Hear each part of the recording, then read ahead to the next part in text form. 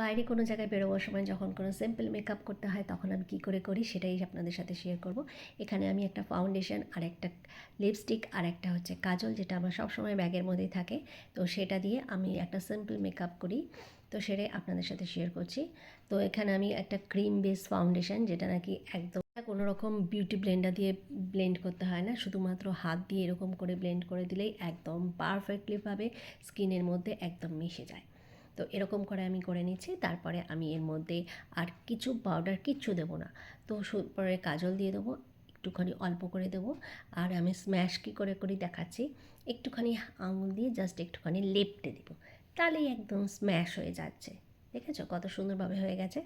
তো এবার লিপস্টিকটা লাগিয়ে নেবো, একদম নিউড কালার লিপস্টিক, যেটা নাকি লিপের মধ্যে দিলে পরে একদমই বোঝা যায় না, একদম মনে হচ্ছে স্কিন কালার, আর দেখতে মনে হয় একদম ন্যাচারাল। তো হয়ে গেছে, এবার চুলটা বেঁধে নেওয়ার পালা। তো চুলটা একটু আঁচড়ে নিয়েছি, আর কিছুই করব না, শুধু একটা গার্ডার দিয়ে এটাকে একটা টাইট ব্যান্ড করে নেব।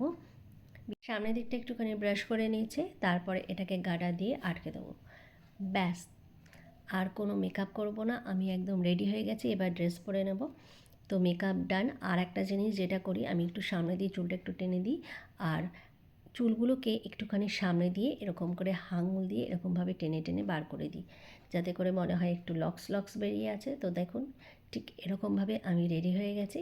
এবার ড্রেস পরে নেব, ড্রেস পরে বেরিয়ে যাব। রেডি হয়ে গেছি। তো আমার সিম্পল মেকআপটা কীরকম লাগলো অবশ্যই কমেন্ট করে জানাবে। বাই।